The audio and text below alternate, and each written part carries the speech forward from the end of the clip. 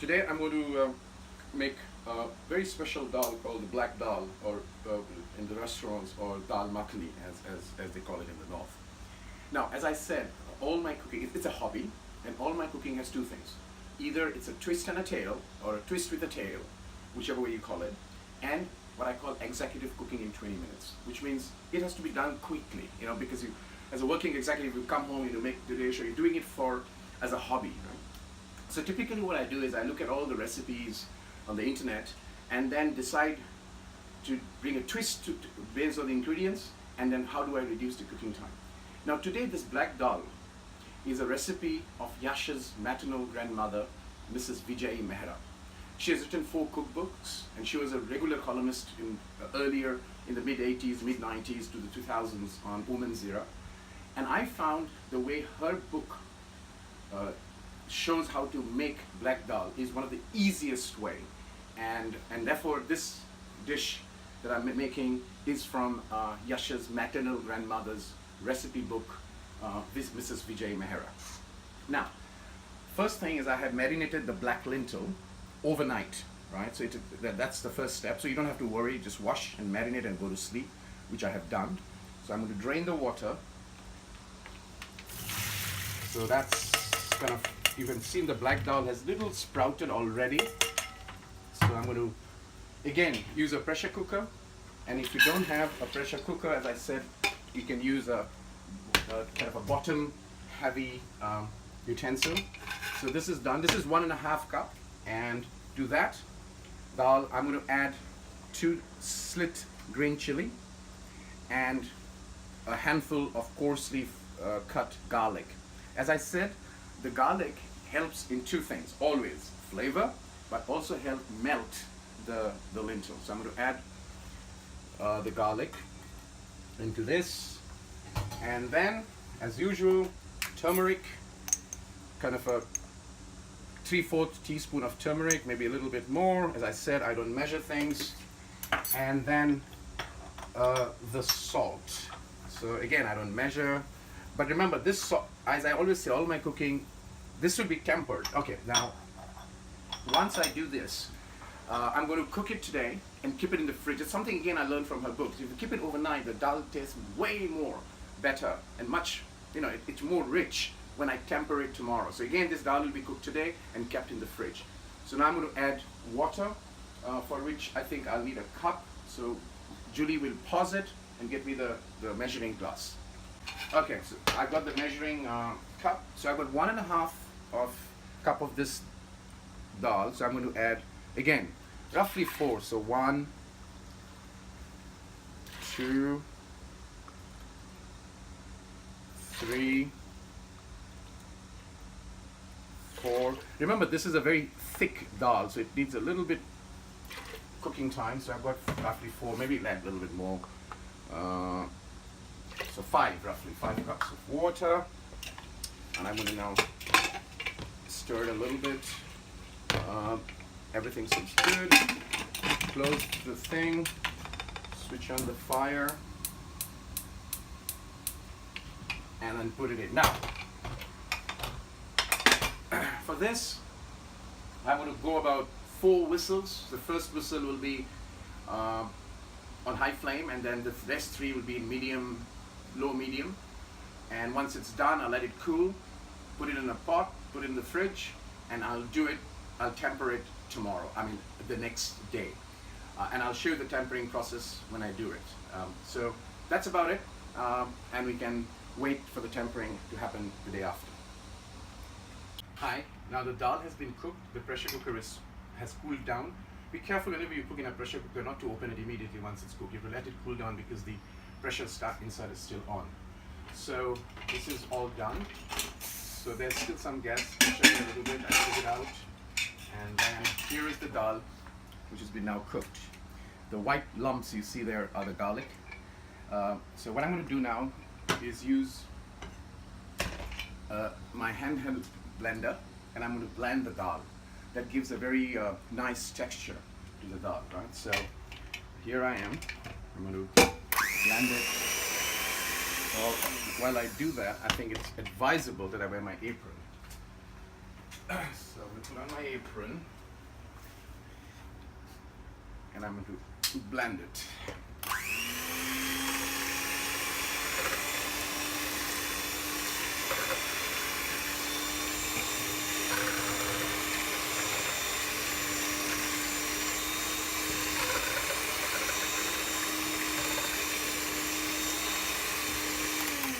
Once it's blended, and I'm just going to let it cool and keep it back in the fridge, and I'm going to temper it tomorrow. So that's going to be the next step. See you. Hi everyone. You remember I had boiled the dal yesterday, so that's been kept in the fridge overnight to increase its flavor. And I've decided to cook in the balcony today with my glass of wine, because it's such a gorgeous day. You know, it's beautiful. Look out there from the balcony. You can see whole of Hong Kong. Yesterday was partly cloudy when I was marinating the mutton, but today it's a great day. And I decided, why not cook in the kitchen, in the balcony? So if Julie can come closer, and I'll say what are the ingredients I'm going to use for tempering the dal. So we got chopped tomatoes, chopped red onion, we got cumin seeds, we got yogurt, and we got cream. I use the light cream because that's more healthy.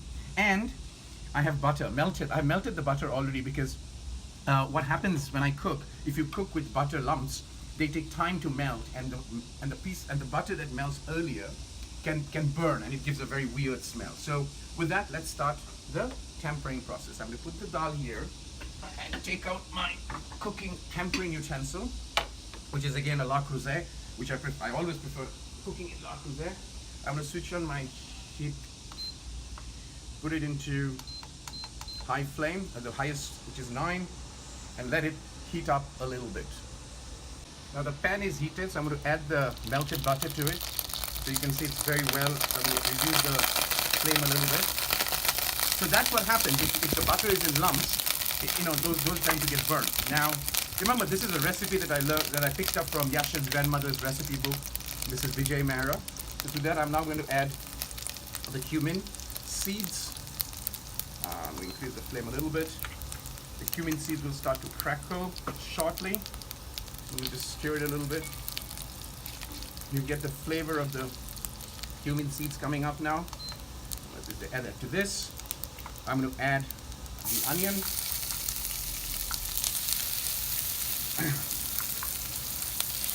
Again, I'm going to enjoy my glass of wine as the onion tends to brown out. It takes about some time. Obviously, I'm cooking in a heat pad because I don't want to bring my gas out here. At this stage, I'm going to add a little bit of salt. It helps in browning out or caramelizing it. Generally, it's sugar, but you can also use salt to caramelize the onion.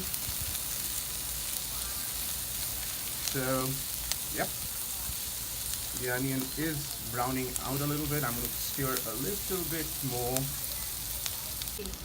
Well, the onion has well caramelized, or kind of brown or translucent, the way, whichever way you put it.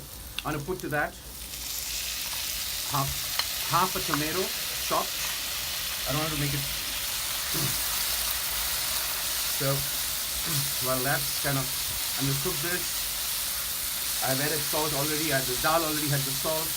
So I'm going to do the final salt test once I put the dal and stir it, right? So that's kind of, while that's cooking, I'm now going to add the tomato paste. I'm at the last end of my tomato paste, so I'm going to add whatever is in there. What this does, it gives the dal a little bit of tanginess, which makes it, more flavored. So that's going on. I'm going to stir this so the tomato is well cooked. All right, you can now see the onion, the tomato paste, the tomatoes are all well done, well properly meshed. And now it's time to add the dal onto that. Clean up the bowl and stir. Right. So Now I'm going to lower the flame a little bit, and you can see that dal is going to turn. The tomato paste is making it a little bit of a reddish color. Now, I love this dal, and it's actually a favorite of one of my very close friend, John Homberg, and you know he's a fanatic for Indian food, or he's a fanatic for any good food, but this is his favorite dal. So this is the recipe from, as I said, from Yash's grandmother, maternal grandmother, Mrs. Vijay Mehra, and it's very simple to cook. You can cook this. It doesn't take an overhead like generally the mutton or some other takes. This is very easy to cook. I will stir it, and at this stage I'm going to do this final salt test. So I'm going to take a spoon, dip it in there. Needs a little bit more salt.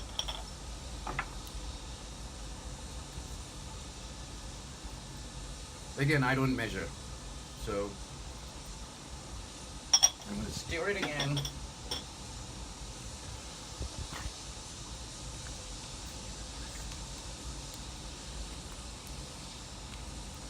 And this is when I'm going to increase the flow. It's starting to boil, and this is where the magic comes in. And I loved about this quiz recipe that I saw in that book by Mrs. Vijay Mehra, Yash's grandmother. I'm going to add yogurt. What it does, it thickens the dal, right?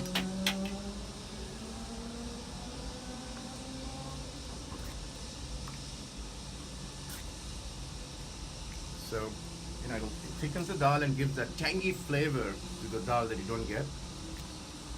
Now once I add all the ingredients, I'm going to enjoy my glass of wine in the meantime. Enjoy the view of Hong Kong.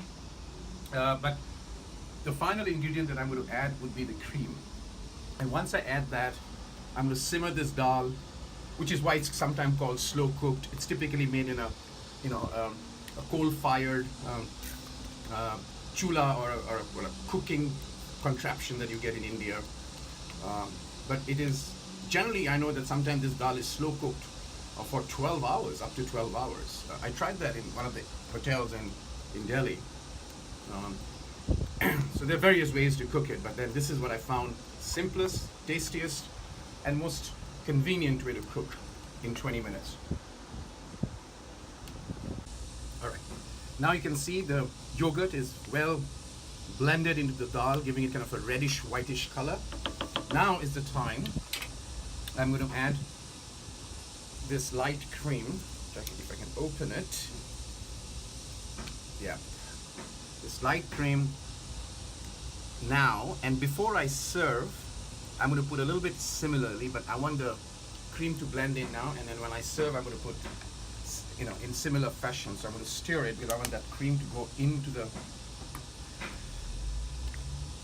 let's simmer. Now that's done. Now what I'm going to do, this dal is now ready. I'm going to basically put the lid on. It's already boiling. Put the lid on, and I'm going to simmer it in slow cook for about 15 minutes. And that's your black dal linto recipe, courtesy Yash's grandmother, Mrs. Vijay Mehra, cooked by me in 20 minutes. And with that, bye, and I'll enjoy my wine and look at the view.